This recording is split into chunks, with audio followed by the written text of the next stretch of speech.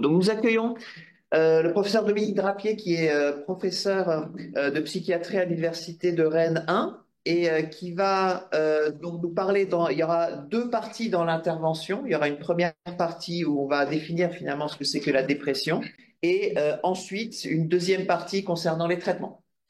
Nous écoutons. Eh bien, écoutez, bonjour, bonjour à toutes et bonjour à tous.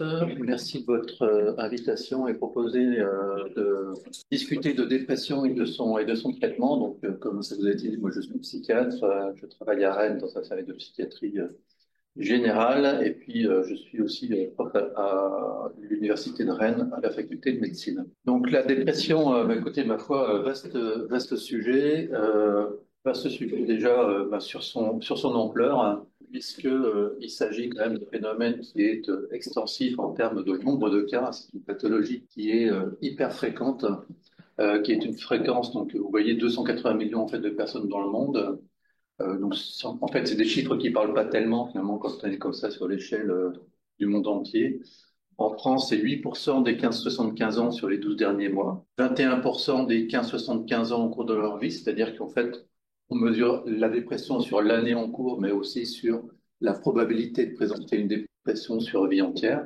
Et donc, ces chiffres sont importants, j'y reviendrai un peu après. Et bien sûr, avec un risque suicidaire, hein, qui est la complication principale majeure de la dépression, qui est 20 fois supérieure à la population générale. Donc, en fait, des problèmes de morbidité, de coûts de santé qui sont importants, en fait, pour la population générale, mais aussi de risque létal, hein. On meurt effectivement de la dépression, alors par suicide, mais aussi par d'autres manières. Si on reprend les chiffres un petit peu différemment sur le plan de l'épidémiologie, donc, et qu'on dit les choses un peu plus simplement, finalement, un sujet sur 5 fera un jour un épisode dépressif majeur. On est sur des prévalences qui sont absolument énormes par rapport à l'ensemble des autres troubles. On est vraiment sur des chiffres qui sont nettement plus faibles. L'âge de début, en fait, il est extrêmement variable, c'est-à-dire qu'on va pouvoir débuter des troubles dépressifs à peu près à tous les âges. Il y a des dépressions de l'enfance, des dépressions de l'adolescent, de l'adulte jeune, mais on peut débuter un premier épisode dépressif majeur, puisque c'est comme ça qu'on l'appelle, à 40 ans, à 50 ans, ou même chez les sujets âgés qui ont fait leur première dépression à 60, 70, 80 ans. Donc c'est vraiment quelque chose qu'on peut rencontrer à tous les moments de la vie, mais qui vont s'inscrire différemment dans un trouble dépressif global, ou dans un trouble bipolaire, éventuellement on en reparlera, puisque la dépression est une partie importante de ce trouble-là, et donc il va s'inscrire différemment en fonction de si on démarre des troubles à 20 ans, ou si bien entendu on va les démarrer plutôt à 60 ou 70 ans. La prévalence, c'est la même en fait dans tous les pays, que ce soit riche ou pas riche, hein, c'est pas dépendant directement du niveau de vie, même si on sait bien entendu que des facteurs culturels peuvent jouer un rôle, que des facteurs socio-économiques peuvent jouer un rôle, non pas que ça protège ou que ça protège pas en fait de la dépression, mais c'est simplement pour faire le lien, et je le ferai fréquemment avec l'intervention précédente, que en fait les conditions de vie plus favorables protègent du stress chronique, hein, et protège donc des compensations d'une manière générale de certaines pathologies mentales, dont la dépression, mais d'autres facteurs peuvent au contraire les augmenter. Il y a bien sûr aussi des facteurs génétiques, j'y reviendrai, et biologiques, hein, qui vont jouer un rôle avec une prédisposition à développer des troubles dépressifs qui ne sont pas équivalents chez chacun d'entre nous. Et enfin, une différence de prévalence qui est importante entre les hommes et puis les femmes. On parle de 2 tiers en fait de femmes pour 1 tiers d'hommes, ce qui est à peu près le seul trouble psychiatrique où il y a une telle différence. Tous les autres troubles psychiatriques, on est à peu près sur les mêmes prévalences entre les hommes et puis les femmes, probablement pour des facteurs psychologiques, environnementaux, peut-être culturels et surtout aussi probablement des facteurs biologiques endocriniens qui sont liés à l'activité endocrinienne différente des hommes et des femmes, bien entendu. Après cette introduction sur l'épidémiologie, parlons donc de la sémiologie, hein, c'est-à-dire des signes cliniques de la dépression. Là, on va rentrer finalement de près sur c'est quoi une dépression sur le plan clinique, parce que on peut dire tristesse, on peut dire burn-out, on peut dire trouble l'adaptation, on peut dire plein de choses, mais une dépression, c'est vraiment en fait des signes qui sont très précisément documentés, qui doivent être répertoriés pour faire un diagnostic de dépression, il y a des critères qui doivent être suivis pour en parler. Et c'est important finalement de faire cette documentation de critères, parce que c'est ça qui déclenche ou qui déclenche pas la mise en place des traitements. Il faut être très précis sur cette critériologie. Alors, ce que je veux dire d'emblée, puis on va un petit peu les détailler après, hein, c'est de dire qu'en fait c'est une symptomatologie qui est riche et complexe. Dans l'appréhension globale finalement de tout à chacun, si on faisait un micro-trottoir pour demander c'est quoi pour vous la dépression, on va dire principalement ces symptômes-là, c'est-à-dire des symptômes de tristesse, donc c'était éventuellement de ralentissement, d'envie de rien. Donc ça, ce sont les symptômes émotionnels, on va y revenir qui sont importants évidemment, mais la dépression, c'est pas que des symptômes psychiques, ce ne sont pas que des symptômes de tristesse, de pleurs, comme on peut se représenter les choses.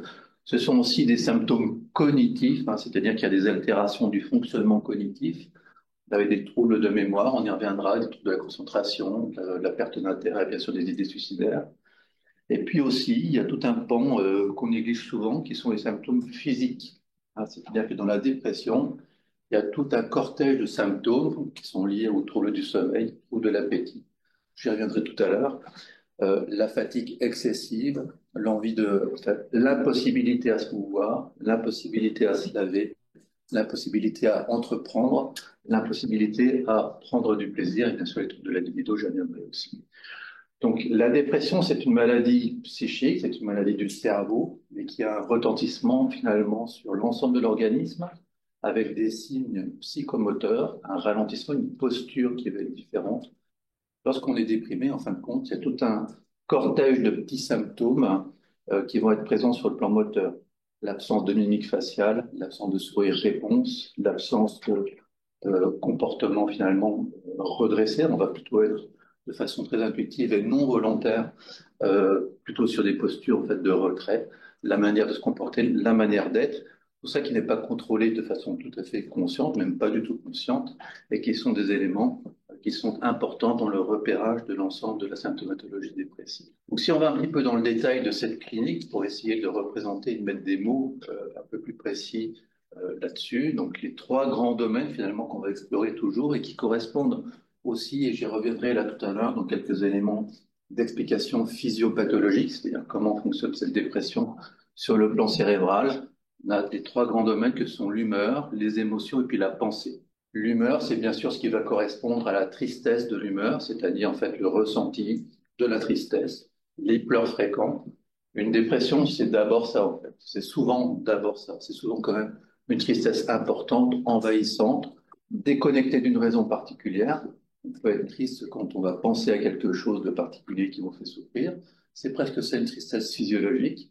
Dans la dépression, en fait, la tristesse est envahissante, présente et parfois et souvent déconnectée d'une raison particulière. C'est un état de tristesse pratiquement continu.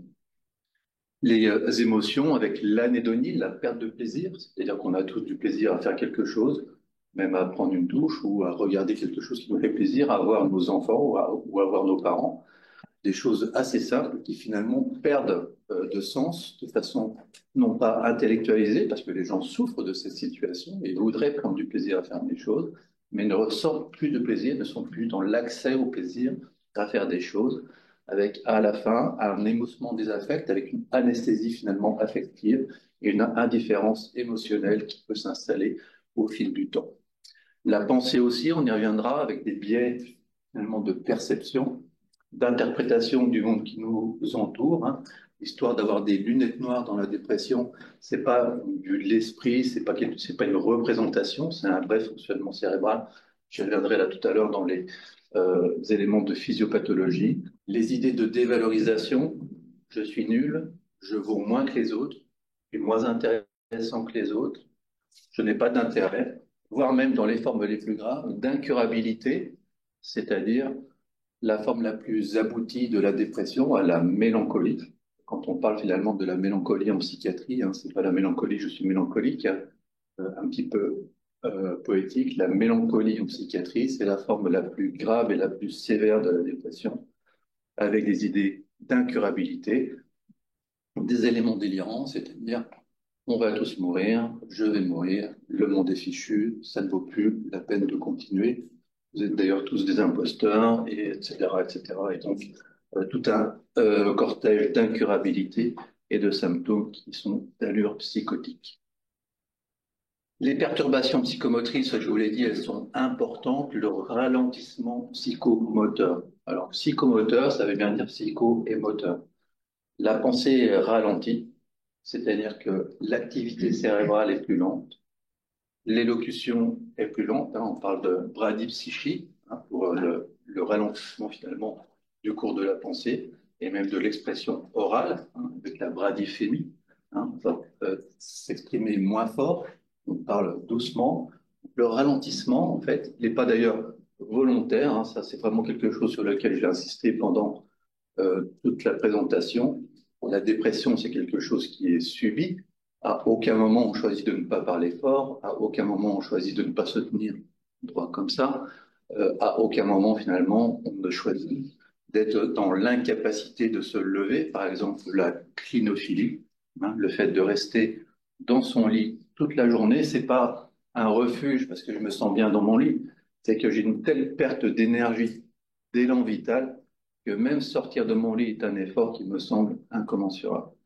Ça, c'est pour les dépressions qui sont déjà sévères, bien entendu. Donc, la bradypsychie, les ruminations, hein, donc on va ruminer, on va tourner en général sur un seul thème qui nous préoccupe.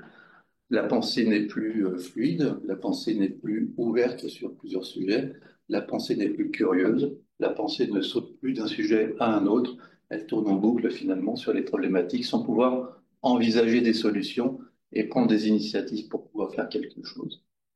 L'altération de la concentration, on a des troubles de concentration. Est-ce qu'on arrive à lire un texte et sans décrocher? Est-ce qu'on arrive à lire plusieurs pages de suite? Est-ce qu'on arrive même à suivre un film sans décrocher? Ce sont des troubles de la concentration. Les troubles de la mémoire, donc de l'encodage. Est-ce que vous vous rappelez de ce que vous venez de lire? Est-ce que vous pourriez raconter le film que vous avez vu hier soir? Des problèmes d'encodage mnésique, hein. Et puis de l'indécision, de la tension psychique. Ralentissement donc psychique, qui se traduit aussi par un ralentissement moteur, avec tous ces éléments dont je vous ai parlé, la voix monocorde, au pire l'incurie qui n'est pas volontaire, hein, c'est pas j'ai la flemme de prendre ma douche, hein, c'est je suis dans l'incapacité d'avoir les ressources énergétiques pour faire des choses qui nous semblent aussi simples que finalement prendre notre douche tous les matins. Des perturbations physiologiques, donc on voit aussi là tout le retentissement qui n'est pas que psychologique ou psychique, avec des anomalies du sommeil, soit des troubles de l'endormissement, c'est-à-dire je vais ruminer pendant plusieurs heures, plusieurs minutes sur la journée qui s'est passée, sur la journée qui va se passer, sur les problématiques, et donc je retarde mon endormissement, et je vais me réveiller, donc je vais m'endormir beaucoup plus tard, ou alors des réveils précoces, hein. On parle de l'insomnie du petit matin, qui est un signe d'alerte, hein.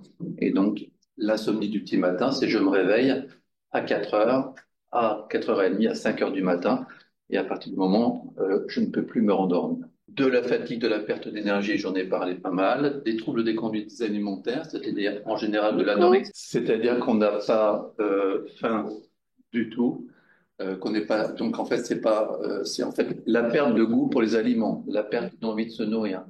D'accord? Donc on n'a pas faim du tout. Il existe aussi des anomalies euh, donc de grignotage qui sont des fois un petit peu compensées. Rarement de l'augmentation de l'appétit, c'est plutôt de l'anorexie avec des pertes de poids, hein, qu'on va essayer de mesurer, qui sont aussi des indicateurs de gravité qui vont de 2, 5, 10 kilos sur des périodes de dépression. Les fonctions instinctuelles, comme on dit, hein, c'est le sommeil, c'est l'alimentation, c'est la sexualité, c'est les fonctions vitales. La sexualité est également altérée avec une baisse de la libido et une hyposexualité manifeste. Et puis d'autres symptômes qui sont moins spécifiques, qui sont neurovégétatifs, avec éventuellement tremblements, sueur, dans les cas les plus graves, des troubles digestifs, des troubles urinaires, cardiovasculaires et douloureux, qui peuvent accompagner ces éléments dépressifs. Alors, ce qui est important, donc, c'est de bien faire le listing, là, quand on veut aller vers le diagnostic, hein, faire le listing des symptômes. En fait, on va checklister un peu tous ces symptômes. Ils sont présents, ils sont pas présents. Ce qui est important, c'est de les traduire aussi en fonctionnement. C'est-à-dire que dans la définition de la dépression, il faut qu'il y ait une altération du fonctionnement. On n'imagine pas quelqu'un qui a une dépression sévère et qui fonctionne tout à fait normalement, qui va travailler, qui a une relation sociale tout à fait normale avec ses pairs. Donc il y a vraiment un retentissement.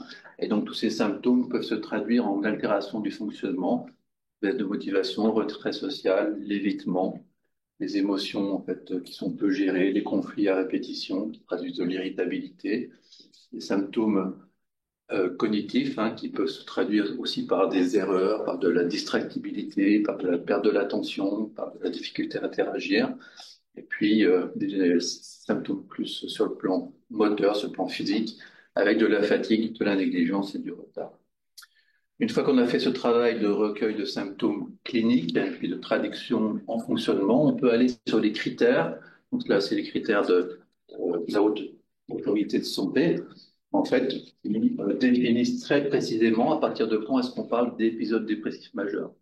Ça, c'est très important. On parle d'épisode dépressif majeur à partir du moment où on a un nombre suffisant de symptômes avec un retentissement fonctionnel dans la vie courante et sur une durée d'au moins 2 semaines. Donc, il faut vraiment qu'il y ait les symptômes continus pendant 2 semaines pour qu'on parle d'épisode dépressif majeur. Il faut qu'il y ait un retentissement fonctionnel et une durée suffisante pour qu'on fasse ce diagnostic-là.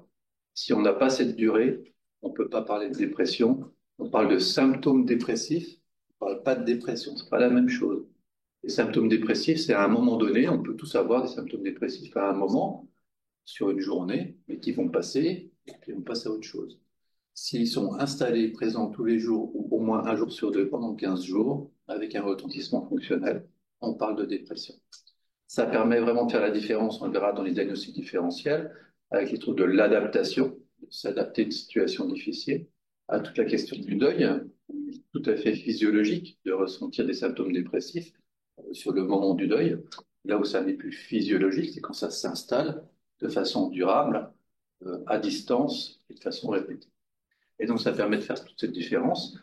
Et puis, important aussi, on va essayer de classifier en léger, modéré ou sévère, parce que l'intensité donc, des symptômes, parce que les symptômes peuvent être intenses, peu intenses ou très intenses, et ça va permettre finalement de faire cette classification, parce que le traitement va déboucher, en fin de compte aussi, en fait, la nature du traitement pour les dépressions d'intensité légère. Le traitement, c'est la psychothérapie uniquement. Et puis, à partir de modéré, ça va être psychothérapie plus traitement antidépresseur. Donc, c'est aussi important de faire le diagnostic de l'intensité des symptômes. On recherche des diagnostics différentiels, c'est-à-dire que cette symptomatologie, il faut bien la caractériser. On ne va pas les détailler trop longtemps. Le deuil, j'en ai parlé. Les troubles de l'adaptation, ça c'est quelque chose qui est important aussi à bien différencier, c'est-à-dire il se passe quelque chose dans ma vie qui est compliqué pour moi, très très classiquement, parce qu'on voit beaucoup aux urgences le jeune homme ou la jeune femme qui a une rupture sentimentale, qui fait un geste suicidaire assez bénin, mais qui malgré tout vit aux urgences, et donc qui est très triste de cette rupture, etc. Ok, quelque chose d'assez physiologique, mais qui a eu quand même un trouble du comportement avec un geste suicidaire quand même. C'est un trouble de l'adaptation à une situation. Normalement, ça doit durer 48-72 heures. Et après, la physiologie veut qu'on s'adapte à une situation, même une situation pénible, délicate, etc. C'est la résilience dont on a parlé, cette capacité à s'adapter. Donc, ces troubles de l'adaptation sont hyper fréquents. Ils ne sont pas médicalisés trop, si ce n'est sur le plan peut-être psychothérapie, d'accompagnement, de choses comme ça, parce que ça montre une difficulté à s'adapter. Mais en tout cas, ce ne sont pas des dépressions, on n'est bien sûr pas dans les critères. Le deuil, nous en avons parlé, puis les autres troubles de l'humeur, dont le trouble bipolaire, qui est une entité bien spécifique, où on va avoir des pôles, vous savez, avec des pôles de dépression et puis des pôles d'accès maniaque, qui sont exactement l'inverse. On va faire des pôles de dépression, normothymie, et après des pôles d'accès maniaque. On pourra en rediscuter plus tard si vous le souhaitez. Les autres grands diagnostics différentiels, c'est les troubles de la personnalité, les troubles anxieux qui sont connexes, les troubles obsessionnels compulsifs, les troubles addictifs aussi qui sont fréquents, et puis d'autres diagnostics psychiatriques, mais dont il est quand même difficile finalement de confondre une dépression. Mais on peut avoir des symptômes dépressifs dans ces pathologies-là, que sont les troubles délirants persistants et puis la schizophrénie, qui sont des psychoses, hein. Là, on est dans un autre champ nosographique de la psychiatrie. Et puis enfin, les causes non psychiatriques, il faut aussi savoir rechercher pour éliminer finalement des diagnostics différentiels, hein, toutes les pathologies endocriniennes, neurodégénératives, hein, c'est-à-dire le Parkinson, les débuts de démence chez les personnes les plus âgées, la sclérose en plaques, toutes ces pathologies neurologiques et neurodégénératives qui peuvent entraîner des symptômes dépressifs. Et puis les pathologies tumorales, cardiaques, neurofonctionnelles, etc. Il y a tout un cortège finalement de pathologies qui s'accompagnent de symptômes dépressifs. Et finalement, les symptômes dépressifs sont vraiment reliés à cette physiopathologie particulière de ces pathologies plus générales. L'évolution, alors l'évolution, elle est pas toujours prévisible, elle est pas toujours bonne, même si un épisode dépressif majeur, alors quand on dit majeur, ça veut dire qu'il rencontre les critères majeurs du diagnostic. Donc, un épisode dépressif caractérisé, on pourrait dire, eh bien, qui n'est pas compliqué, ça se traite et normalement, il n'y a pas de difficulté à traiter. Il se trouve qu'un certain nombre de ces épisodes dépressifs sont quand même plus compliqués et que donc on a un certain nombre de récidives avec des rechutes qui peuvent être fréquentes. Près de la moitié en fait des épisodes vont rechuter et on peut avoir des récurrences, hein, d'épisodes dépressifs avec une fréquence variable, c'est-à-dire s'installer dans quelque chose qui va plus être lors de la maladie dépressive avec des récurrences dépressives plutôt que de un épisode dépressif isolé. Ça arrive bien entendu d'avoir un épisode dépressif isolé, mais on peut aussi avoir des moments de normothymie et après faire des récurrences dépressives dans son existence. Voilà pour les éléments cliniques. Je voulais aussi vous donner quelques éléments finalement. Alors là, on ne pourra pas faire toute la physiopathologie de la dépression, mais essayer finalement de comprendre un petit peu où est-ce qu'on en est de cette recherche sur la dépression, voir comment est-ce qu'on l'aborde surtout. Il y a plein de domaines qui sont différents, qui permettent de l'aborder, en fait, de comprendre un peu les éléments physiopathologiques qui sont derrière. J'irai pas sur la question finalement des neurotransmetteurs, de la noradrénaline, de la dopamine, de la sérotonine, puisque ça fera l'objet finalement d'un développement sur ce que je vous dirai tout à l'heure sur les antidépresseurs, qui sont directement reliés à cette question de la neurobiologie. Là, j'irai plutôt finalement sur l'idée que d'abord, il faut se rappeler que la dépression, c'est quelque chose qui est riche et complexe, vous l'avez compris, et que dans son appréhension finalement dans la recherche, on va essayer d'appréhender une dimension, c'est-à-dire qu'on va essayer de faire des protocoles de recherche qui permettent d'approcher une des dimensions, mais probablement pas l'ensemble de la symptomatologie complète. Donc on approche pas à pas par chacune des dimensions pour essayer d'emboîter le puzzle pour que finalement on ait une vision à peu près globale de comment est-ce que ça peut fonctionner. Ce qui est important, c'est la manière de voir comment est-ce qu'on réfléchit actuellement. Ça, c'est le modèle de compréhension de toutes les pathologies mentales et en particulier de la dépression. C'est un modèle qui permet finalement d'apposer de la recherche et d'apposer finalement une compréhension par rapport aux mécanismes de ces troubles. Le point de départ, finalement, c'est la vulnérabilité génétique. On en a parlé là tout à l'heure.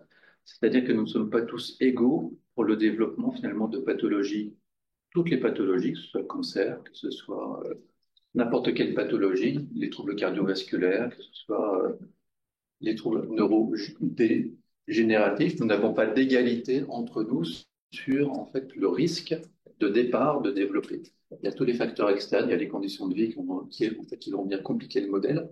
Mais le point de départ, et c'est vrai en psychiatrie, c'est qu'on a une vulnérabilité génétique à développer des troubles dépressifs ou à plutôt en être protégé. Ce qui va faire décompenser cette vulnérabilité génétique, ça va être les éléments de stress, on en a largement parlé, hein, le stress chronique, le stress aigu, tous les éléments de vie hein, qui vont finalement faire venir décompenser une certaine vulnérabilité, les éléments neurotoxiques éventuellement qui peuvent venir faire décompenser ça. Et puis après, ben, une fois qu'on a effectivement dans ce modèle intégré ça, eh bien, tous les éléments, toutes les conséquences en fin de compte de cette vulnérabilité vont s'exprimer ben, par des troubles de la régulation endocrine, immunitaire, par des anomalies sur le fonctionnement cérébral et par des anomalies au niveau cellulaire et au niveau, donc avec un rétro-contrôle, en fin de compte, qui va venir impacter la vulnérabilité génétique. C'est ce qu'on appelle l'épigénétique. L'épigénétique, c'est quelque chose qui est important. C'est en fait de voir comment est-ce que l'environnement peut influencer notre génome. Comment, in fine, notre génome va finalement installer un cercle non vertueux qui va être celui-ci, en fait, de lose-lose. Et puis, en fin de compte, ben, les symptômes qui vont être le résultat de cette interaction entre ces différents systèmes et puis ces différents éléments déclencheurs. Pour revenir, et je ferai rapidement cette diapositive pour faire le lien aussi avec ce qui a été dit là tout à l'heure, par rapport à cette question de l'épigénétique, comment l'épigénétique peut finalement provoquer des interactions entre l'environnement et le gène. L'épigénétique, là, donc là, vous avez des représentations schématiques génétiques avec des méthylations en fait, des protéines histones à l'état physiologique. Et donc, il y a des modèles effectivement qui ont pu montrer que les applications de défaites chroniques, c'est en fait de la recherche chez les animaux, évidemment, vont provoquer en fait des altérations de méthylation finalement de l'ADN, ce qui va provoquer à la suite en fait des altérations de transcription de la voie glucocorticoïde et provoquer effectivement des anomalies sur le fonctionnement global, que ce soit en fait pour du stress chronique ou pour des stress précoces, comme ça a été évoqué. Donc l'épigénétique, c'est ça, c'est comment l'environnement va modifier finalement notre ADN et comment est-ce que notre ADN au départ est susceptible de développer des pathologies ou n'est pas susceptible de développer des pathologies. Il est plus ou moins réceptif à cette agression extérieure qui va venir modifier les choses. Si on change vraiment d'étage et qu'on regarde un petit peu l'organisation du cerveau, qui va nous permettre aussi de comprendre un certain nombre de répartitions des symptômes qu'on peut rencontrer dans la dépression. Voilà, c'est un tout petit peu flou, mais le cerveau, en fait, on peut le schématiser en organisation, en fin de compte, avec des boucles qui sont cortico-sous-corticales.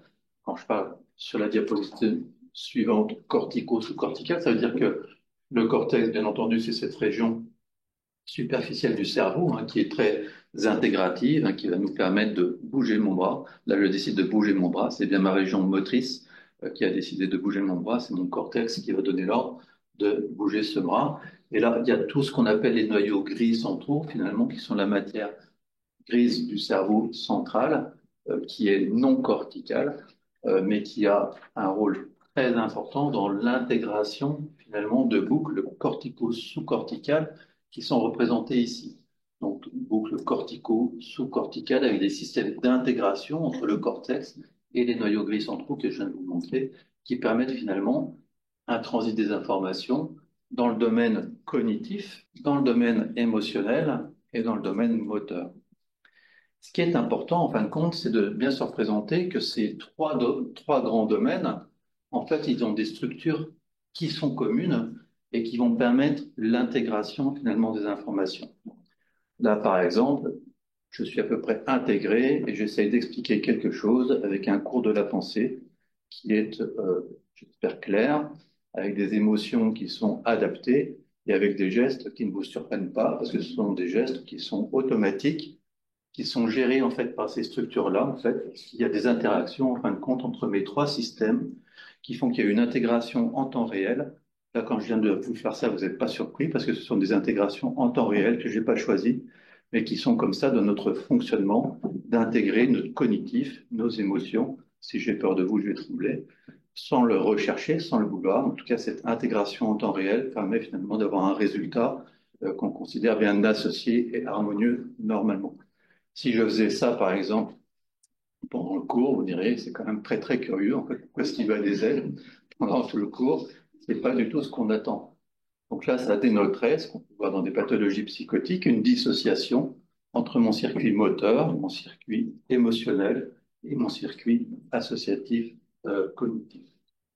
Eh bien, dans la dépression, en fin de compte, on va avoir effectivement ces boucles qui fonctionnent et on parle d'homéostasie cérébrale, c'est-à-dire ce que je viens de vous dire, c'est-à-dire que globalement de fonctionner en harmonie entre nos différents systèmes et qu'il n'y en a pas un qui va prendre le pas sur l'autre. qu'on se représente actuellement finalement comme la dépression, c'est une dissociation entre, donc ça c'est la maladie dépressive, hein, qui va venir couper un certain nombre d'intégrations entre mes émotions et entre mes cognitions et entre mon moteur. Et que, en fin de compte, je ne vais plus avoir la faculté finalement de compenser certaines informations par d'autres.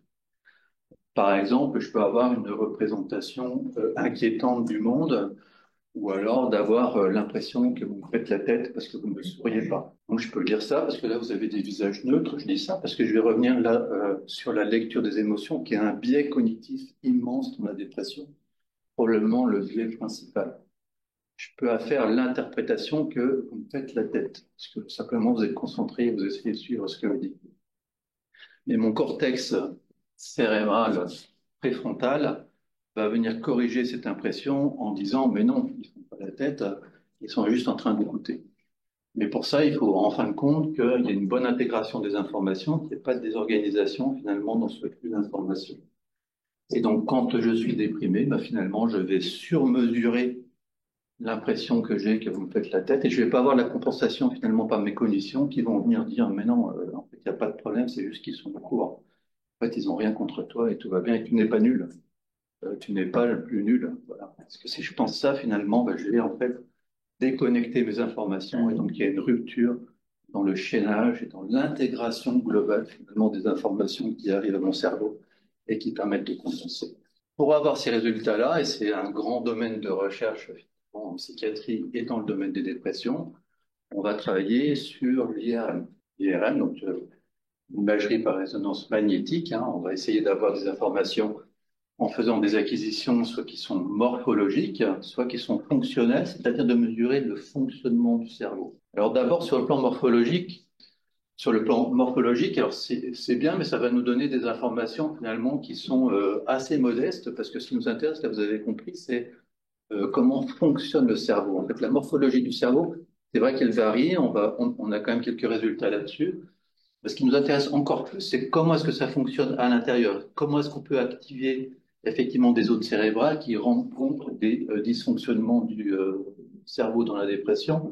Et encore plus, comment est-ce qu'on peut travailler sur la tractographie de fibres grâce à des protocoles particuliers en fait de d'IRM fonctionnel, donc de fonctionnement, pour voir comment est-ce que les régions travaillent entre elles. Vous avez vu dans ce que j'ai dit là tout à l'heure qu'il est important en fin de compte d'intégrer les choses et en fait d'avoir des régions qui travaillent en même temps pour qu'on puisse intégrer en temps réel toutes les informations pour avoir un résultat qui soit harmonieux. On a dit là aussi dans l'intervention précédente qu'il n'y a pas une région en fait qui dysfonctionne dans le cerveau qui soit responsable de la dépression. C'est la communion, c'est la discussion en fait de différentes régions cérébrales qui fonctionnent pas très bien, avec une qui est hypoactive, l'autre qui est hyperactive, avec l'absence de compensation d'une autre région. Et donc c'est cette discussion entre les différentes régions cérébrales qui fonctionnent pas bien.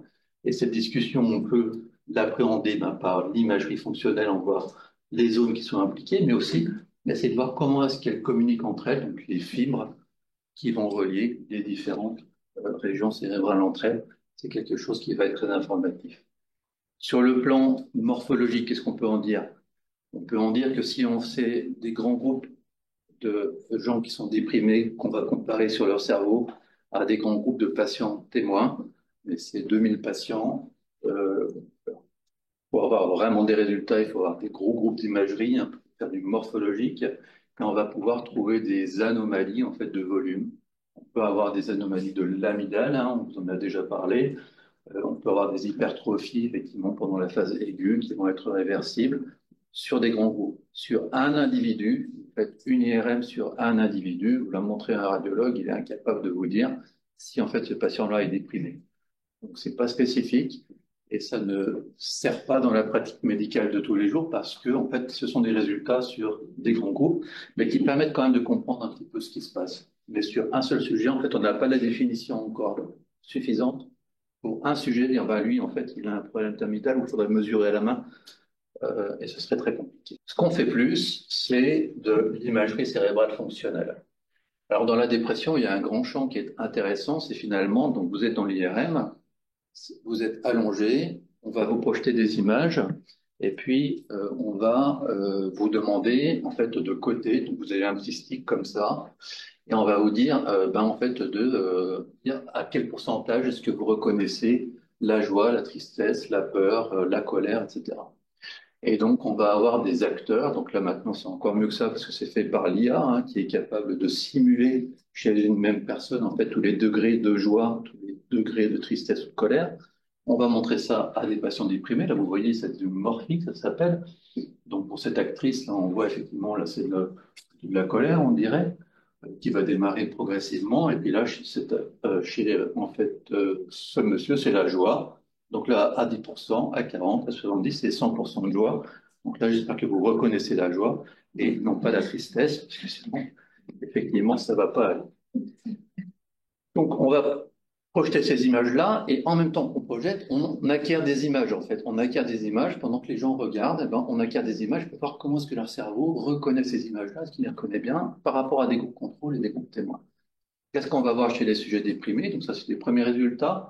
On va voir qu'il y a une hyper reconnaissance. Donc ça, c'est les déprimés, ça, c'est les contrôles. Donc on va avoir une hyper reconnaissance, hein, des sujets déprimés, donc de la reconnaissance de la tristesse. Donc des gens qui ne sont pas reconnus comme étant tristes par les contrôles, ils sont plus reconnus par des sujets qui souffrent de dépression. Donc il y a une hyper reconnaissance, une hyper attribution de la tristesse, une vision, on va dire, triste de l'environnement par rapport au contrôle. Ça a été repris tout ça dans de multiples études. Donc là, en IRM fonctionnel, on va avoir des zones d'intérêt qui vont s'allumer de façon spécifique. Dans ce protocole qui a été fait à Londres, on avait effectivement là des sujets sains et puis là des sujets qui sont déprimés. Et bien, sur le graphique de gauche, donc on a les sujets sains et puis avec des intensités. Donc le noir, c'est le neutre, le bleu, c'est 50% en fait de joie, en fait des acteurs qui montrent 50% de joie, et puis le rouge, c'est 100% de joie. Et bien, dans les zones d'intérêt cérébral, on regarde l'intensité de l'activation. On voit que quand on va présenter du neutre, eh bien, il n'y a pas beaucoup d'activation. On va voir que dans 50% de joie, eh bien, il y a de l'activation, et puis 100%, il y a encore plus d'activation de cette zone cérébrale. Donc, en fonction de l'intensité en fait, de ce qu'on va montrer, l'activation cérébrale va être plus ou moins importante. Et chez les sujets déprimés, on a le résultat exactement inverse, avec donc le résultat précédent, c'était une surreconnaissance de la tristesse. Eh bien là, on a une sous-reconnaissance de la joie, c'est-à-dire qu'il n'y a pas d'attribution de l'émotion joie face à des gens qui sont pourtant joyeux. Donc le filtre, on s'imagine comme étant une vision de l'existence. En fait, il est exactement celui-là, avec un déficit profond du cerveau à reconnaître les émotions dans leur juste valeur. Quand la personne sourit à 100%, la personne déprimée, elle voit quoi du coup? Elle voit, elle se trompe dans les attributions, c'est-à-dire qu'elle elle voit pas le 100% à 100%, elle va cliquer 50 ou elle va cliquer 40, donc elle se trompe en fait dans le niveau d'attribution. C'est-à-dire qu'en fait, pour les sujets sains, en fait, ils vont pas se tromper, ils vont mettre 100%. Lui, il se marre. Eh ben, le déprimé, il va dire oui, un peu joyeux, et, donc je vais mettre 60. Et pour, en fait, des sujets qui seraient montrés à 20% ou à 30% de joie, il va mettre carrément 0. C'est-à-dire qu'il n'a pas vu le sourire, en fait. Donc ça, c'est toute la question aussi des neurones miroirs, etc., et de la représentation par rapport à tous ces sujets-là. Encore un résultat, effectivement, de l'amygdale, hein, puisque c'est vrai, donc là, ce sont les réponse cérébrale à la tristesse comparée à des déprimés, donc chez des sujets sains comparés à des déprimés. Donc là, on a des sujets finalement qui sont sains, on a des sujets qui sont en rémission de leur dépression et on a les sujets qui sont actuellement déprimés. Et donc, on voit bien la différence, hein, donc dans la surreconnaissance de la tristesse. Donc là, en fait, la diapo précédente, c'était le déficit de reconnaissance de la joie. Et là, c'est la surreconnaissance de la tristesse. On voit bien sur ces deux grandes émotions qu'il y a des déficits. On parlait là en fait de la reconnaissance visuelle, hein, mais en fait la reconnaissance aussi de la prosodie. La prosodie, c'est la musicalité de la voix. Vous pouvez vous rendre compte immédiatement chez vos proches, et d'ailleurs, vous voyez aussi sur leur visage. Hein. Vos proches, vous voyez tout de suite s'ils sont en forme, pas en forme, bah, tout ça va pas. Toi, dis-moi ce qu'il y a. Et ça, c'est très intégré finalement dans notre cerveau, de pouvoir détecter immédiatement les émotions des autres, et surtout les gens que vous connaissez bien. Donc ça marche plus chez le déprimé. La musicalité ne marche plus non plus, c'est-à-dire que la petite voix de vos enfants, de vos parents, de vos conjoints, vous la reconnaissez, ou tout ça va pas. Il faut une phrase pour venir. Ah, c'est pas comme d'habitude. Ben ça marche pas non plus. Donc c'est aussi, donc c'est tous les aspects sensoriels en fin de compte de décodage du monde qui ne fonctionnent pas chez le déprimé, qui va donner des biais cognitifs qui vont être majeurs. La bonne nouvelle, c'est que, alors la bonne nouvelle, c'est parce qu'il faut quand même, c'est que effectivement, il y a des améliorations sous antidépresseurs et que vous donnez des antidépresseurs dans cette situation-là et on inverse exactement le modèle et ça permet de restaurer une reconnaissance émotionnelle tout à fait normale sous antidépresseurs. Donc, ce sont des modèles expérimentaux qui permettent à la fois d'étudier le fonctionnement cérébral, la compréhension finalement de ce que c'est que la dépression, mais aussi de valider des modèles pour des antidépresseurs. Après même une seule dose d'antidépresseurs, on a déjà une réversibilité finalement de ces éléments-là. Si on donne qu'une dose, ça va rechuter immédiatement. Déjà, une dose, ça permet déjà d'améliorer ces éléments neurocognitifs. On quitte le champ de l'imagerie cérébrale et des protocoles expérimentaux. Hein. On ne peut pas faire tous les aspects finalement qui concernent la dépression, sinon on va dépasser franchement le temps. Mais on peut parler aussi d'un thème rapidement qui est très important en ce moment dans le domaine des maladies psychiatriques et y compris de la dépression. C'est dans le modèle que je vous ai montré là tout à l'heure. C'est toute la question de l'inflammation, hein, et donc de l'inflammation, du stress chronique. Donc le modèle c'est stress chronique, inflammation chronique, qui est largement démontré et qui aurait effectivement des répercussions avec un double lien avec la dépression. Plus je suis inflammatoire, plus je suis stressé, plus je suis stressé, plus je suis déprimé. Plus je suis déprimé, plus je sécrète de l'inflammation. Plus je suis inquiet, anxieux, plus j'active mon axe corticotrope, plus j'active un potentiel inflammatoire neurotoxique sur le long cours, et plus j'entraîne finalement de la dépression, donc dans un cercle vicieux, et en fin de compte dans un lien aussi avec toutes les pathologies somatiques dont on a déjà parlé, hein, qui vont finalement venir s'installer, puisque quand on est déprimé, on a aussi plus de pathologies physiques que la population générale, avec plus de soucis de santé en général. Donc cette histoire d'inflammation largement documentée, il y a plein de vidéos là-dessus, avec des paramètres inflammatoires, ici la CRP et les interleukines 6, qui sont augmentés dans les troubles dépressifs. Même chose que pour l'imagerie morphologique, la difficulté, c'est qu'à l'échelle de l'individu, ce sont de tellement petits signaux qu'à l'échelle de l'individu, quand on va faire une prise de sang à un déprimé, on ne va pas avoir, sauf exception, des variations très significatives de ces paramètres. Sur un grand groupe de 2000 personnes, par contre, on va avoir effectivement des signaux qui sont forts. Donc ça reste des pistes finalement de travail et de recherche pour appréhender la dépression sous un autre angle.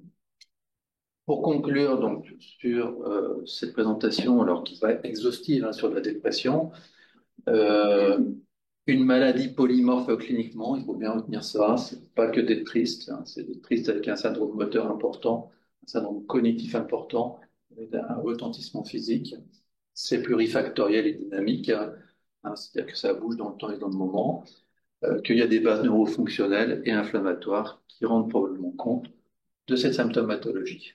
Je vous remercie.